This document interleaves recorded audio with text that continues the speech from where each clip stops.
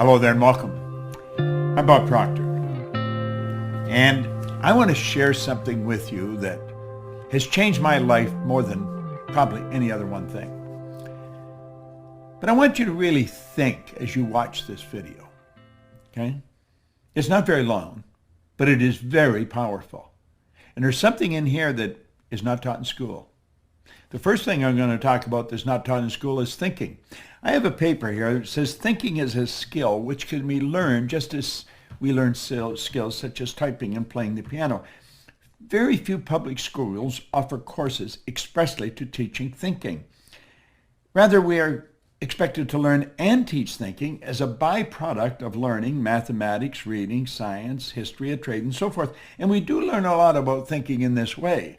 The trouble is we learn our thinking skills in bits and pieces, and we never put it together as an overall picture.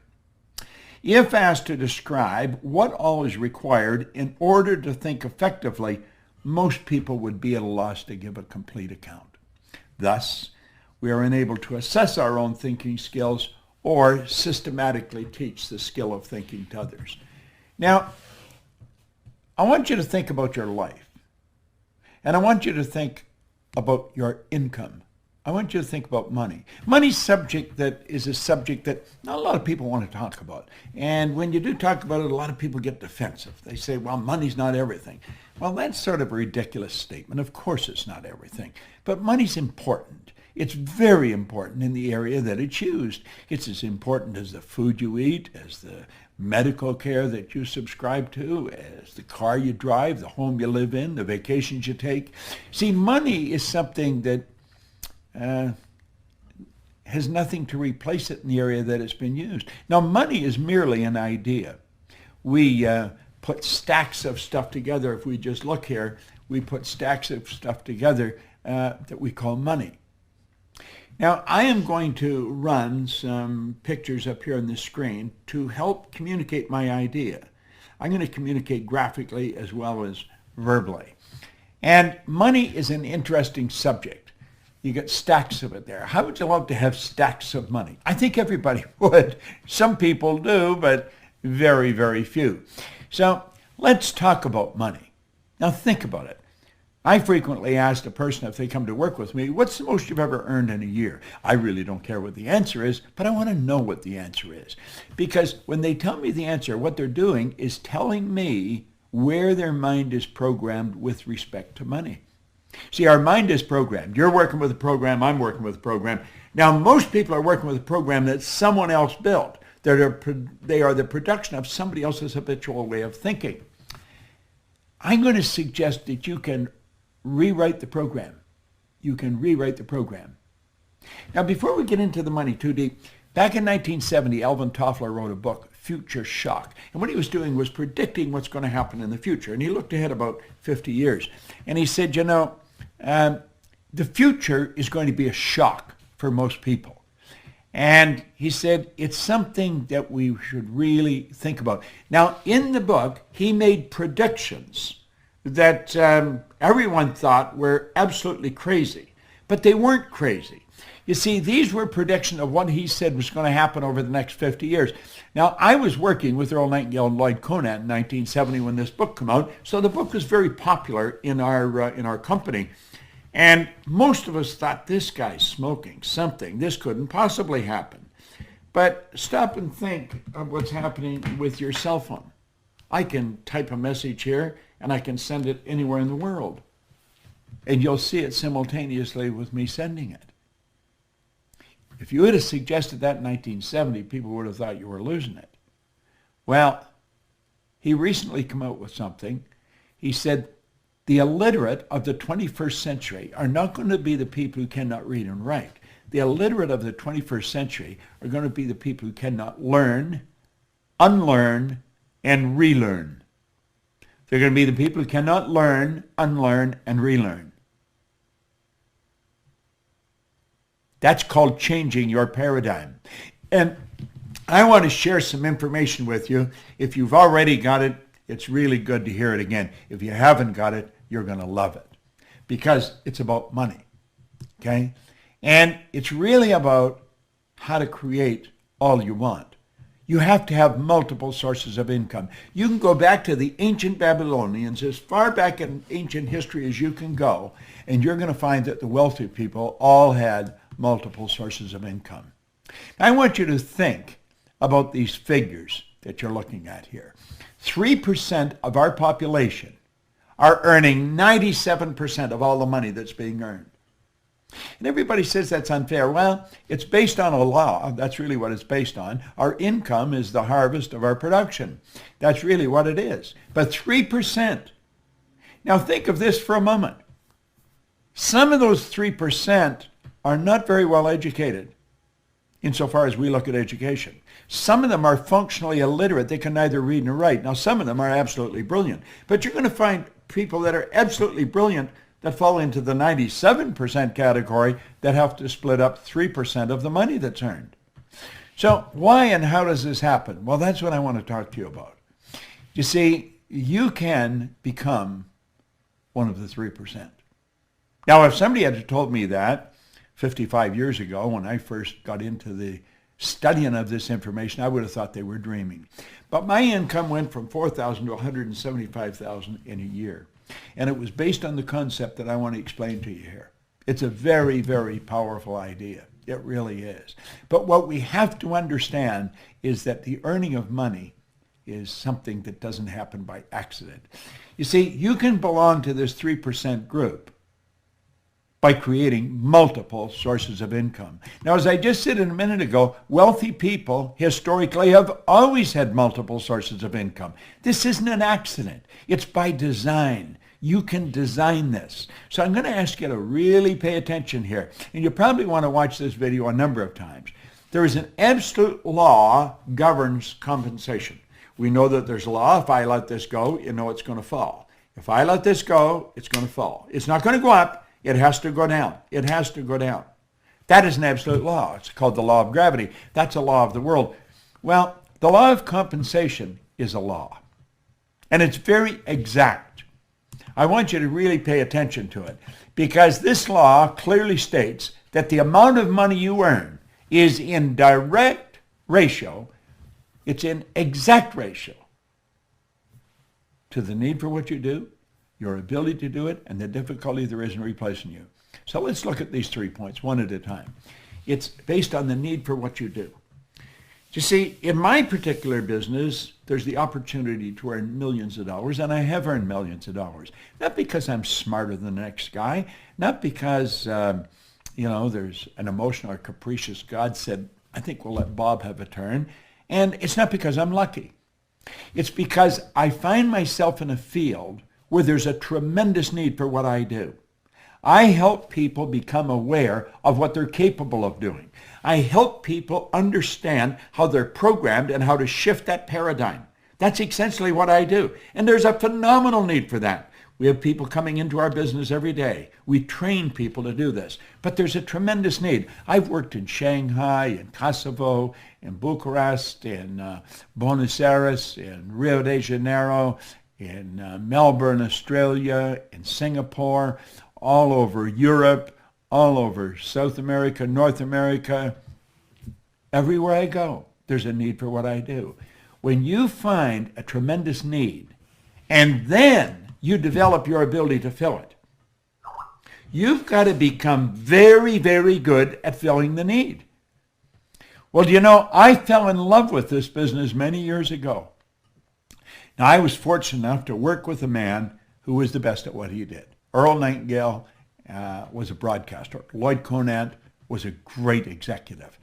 And I wanted Earl Nightingale to mentor me. What I didn't understand, when I came to work with them, I also got the benefit of Lloyd Conant. Two absolutely brilliant people. Now, I watched them. They were the best at what they did. And they started the industry that I'm a part of. Personal development, personal direction. That's really what it is. Well, you've got to make up your mind you're going to get really good at this. You're going to become very good at it. And when you do, then you're very difficult to replace. Now, there's no such thing as an indispensable person. In fact, there was a great poem written on that one time about the indispensable man. It says, take a bucket of water and put your hand in up to the wrist. When you pull it up, the hole that remains is just how much you'll be missed. You can stir all you want as you enter, stir up the water galore, but stop and you're going to find in no time it's much the same as before. Well, what they were getting across is there's no such thing as an indispensable person, but some people are very difficult to replace. And if you make up your mind you're going to get really good at this, I guarantee you can earn a lot of money. So that's where income comes from. Find anyone who has really mastered what they're doing. They're going to earn an absolute fortune. See, this is the law of compensation. So this is what you want to study. What do you want to do? You just want to focus on your ability to improve. Become a master at whatever you're doing. You see? Now, this is the focus. The money is the reward. This is the cause. The money is the effect. You see, you take care of the cause, the effect will always take care of itself. Now, let's look at it this way. We're going to talk about multiple sources of income, not just one, but many. Now, I stumbled on this way back in the 60s. And when I stumbled on it, I thought, wow, this is really something. So you got the whole world in front of you there. You'll notice on the map, we got the whole world there, and you're sitting right in the center. You're placing yourself. Now, you could place yourself anywhere in the map. Place yourself wherever you are. But I'm saying you're in the center of the world. The whole world's around you. Doesn't matter where you are. You're in the center of the world. It doesn't matter. You could be in Mozambique. You're in the center of the world. You could be in Rio de Janeiro. You're in the center of the world. There's as much on your right as there is on your left. There's as much behind as there is in front. So then start where you are, and you set up a source of income. Now, MSI is an acronym for multiple sources of income. MSI. Now, where you are is what you're earning right now. That's your present income. The MSI is an additional income. It's not another job. It's not a better job. It's not even a job. It's a source of income. See, money is reward received for service rendered. When I was sleeping last night, I was rendering service based on stuff that I did some time ago. Think of it this way. Think of some kind of a rock star. Think of Elvis Presley. His estate is still earning money from records of his that are being played on the radio. That's right. He made recordings, and those recordings are being played on the radio, and every time they're played, money goes into his estate. That's called a passive income. That's called a source of income. Well, you can start sources of income. You can start them all over the world. You may say, well, how? Well, you don't have to know how. You just have to make a decision that you're going to do it. The how will come. Don't let the how trip you, okay? And once you get one going, then you get another one. And it may be in a related field right near where you are. See, I believe you can set up sources of income that are very closely attached to what you're already doing. And then you may go to the other side of the world and set one up. Now, as you get good at this, they're going to start popping up all over the place. You may say, well, I don't know how to do this. Well, of course you don't. Not to start with. I didn't know how to do it when I started. I didn't even know how to read very well when I started. I hadn't gone to school. I had 2 months high school. I had no business experience. But you know, I built a business all over the world. How did I start? I'll tell you exactly how I started. I borrowed $1,000. I bought a used forming machine and some buckets and mops. I started in the cleaning business. And I started by cleaning one office, washing the floor twice a month, $15 a time. Then I got another office at $65 a month. Now I'm up to $95. I was only earning $400 a month to start with. Do you know, one day I passed out on the street. I thought the answer was work harder, get another office to clean. But it didn't work that way. And I woke up and there's a big cop looking at me, and there's people standing all around me, and I see a stretcher and lights flashing. And it was a scary situation. I guess I'd passed out. I was exhausted. I thought the answer was work harder. That is not the answer. Hard work is never the answer. The people you know that work the hardest are probably the ones that are in the least. Now think. Really think. I got off by myself. I didn't let them take me to the hospital. I got up and I started to think.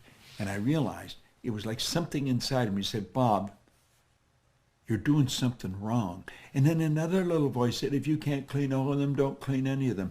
Do you know, over the next 5 years, I was cleaning offices in Toronto, Montreal, Boston, Cleveland, Atlanta, London, England. and the income was just rolling in from all over the place. Now, I'm not telling you to go clean offices. I'm telling you that I stumbled on something. It took me 10 years to find out what I was doing different. I had set up multiple sources of income. Now, I wanted to know how I changed. Why did I change? My income went over $1 million, and I didn't really know what I was doing different. I started to study. It took me 10 years, and I realized I didn't have one source of income. I had many sources of income. Now, as you set these up, you'll be asking, well, are they all the same size? Do you earn the same on all of them? No. Some of them won't even work. Some of them will die on you. There's so many ways of doing it. You could become a network marketer. You could become an online marketer. You could become an affiliate marketer. We have all kinds of affiliate marketers in our company. See, you want to make a decision that you are going to set up multiple sources of income. You don't have to know how. When you make the decision, you will start to attract how you're going to do it. Some of them will grow and some of them will die. But you know something? They all have one thing in common. They all flow into your bank. Some will be big and some will be small. It's absolutely phenomenal how this works. It all flows into your bank. Great idea. Just an absolutely beautiful idea. That's right. That's where it happens. Now, that's an affirmation I've been using for a long, long time. I am so happy and grateful now that money comes to me in increasing quantities through multiple sources on a continuous basis. Where did I get? I don't know where I got that. I probably got it from maybe Joseph Murphy's books or somebody of that. There's a great book, The Power of the Subconscious. You want to read it. I've got a great book. You can go to my website and get it. You Were Born Rich, and it's what I learned from 61 to 1984 when I wrote the book. But at any rate, you keep repeating a positive statement. I am so happy and grateful now that money comes to me in increasing quantities through multiple sources on a continuous basis. You see, when you stop and think about this, there are only 3 income-earning strategies, just 3. I don't know which one you're using. You may be using them all. But there are 3. I call it 1, M1, M2, and M3. Now, we started out by saying only 3% of the people earn 97% of all the money. So the odds of your kids growing up to learn how to earn money is pretty slim. If you don't teach them, they probably won't get it because they're not going to get it in school. School does not teach us how to earn money. There's no place, they say, well, that's absurd. You go to work to earn money. No, you don't. That's not a good idea. You think you provide service to earn money. You can earn more money when you're sleeping than you can spend when you're awake once you get good at this. You see, I'm not only good at it, I'm good at teaching it. And so I figured if I put this together and put it out there on YouTube, you all start studying, you'll start thinking, wow. Now, if you're going to teach your children anything, you want to teach them this one because M3 is the only one that really works well, okay? Now, M1 is a good strategy. It's not a good strategy, but it's used by 96% of the population. Now, think about that for a moment. 96 out of every 100 people use this strategy, and it doesn't work. It's got a problem. It's called saturation. This is where people trade their time for money. Now, we all get the same amount of time. We get all there is. So it's what we do with our time that's really going to make the difference. Now, think about this. I mean, really think about this. 96% of the people are trading their time for money. It's a 9-to-5 syndrome.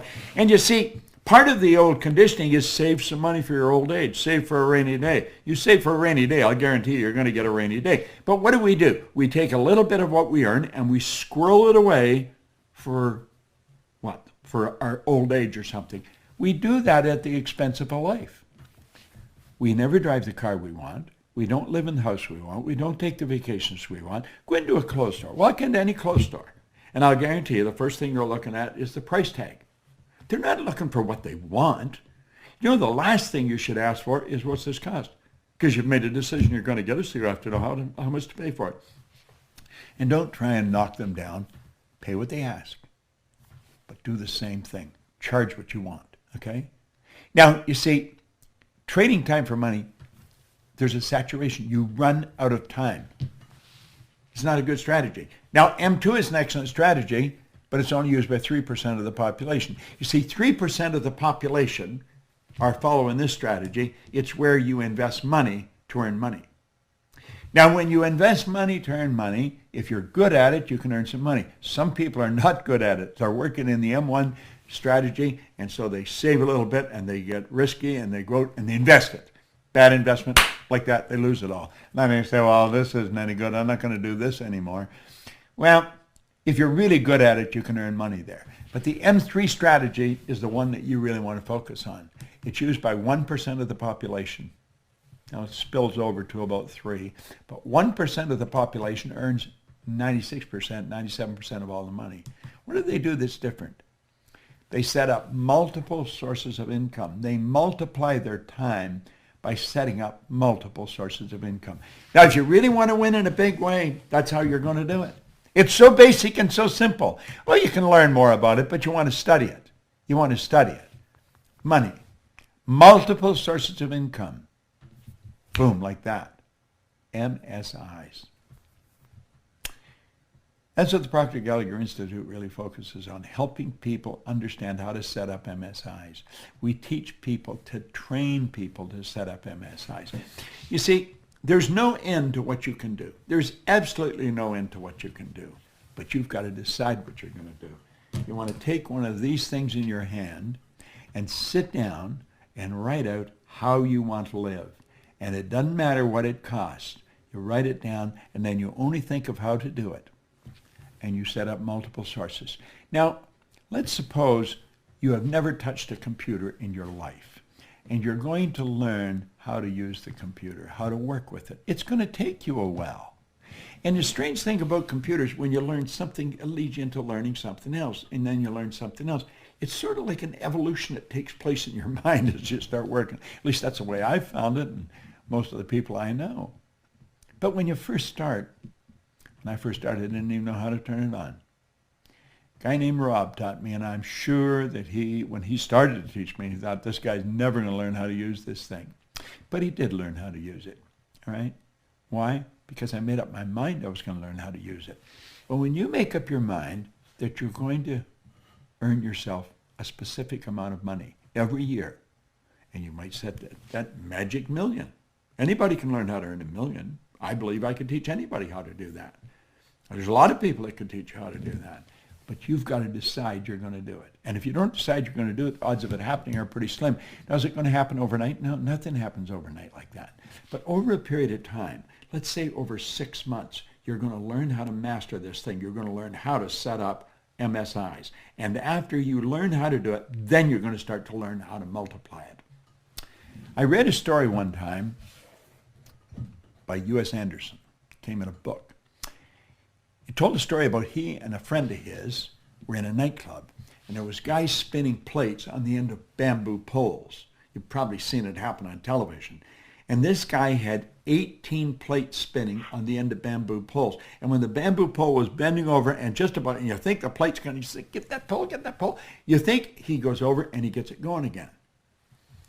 When they left the club, he says to his friend, wasn't it amazing how well he spun those 18 plates? And his friend says, no, it was amazing what was amazing isn't how well he did it, but the fact that he did it at all. And Anderson said that started him thinking, how do you become an 18-plate spinner? He said, you learn to spin one plate. Learn to set up one MSI, and then 2. And maybe you'll become an 18-plate spinner yourself. MSIs. It's about Proctor.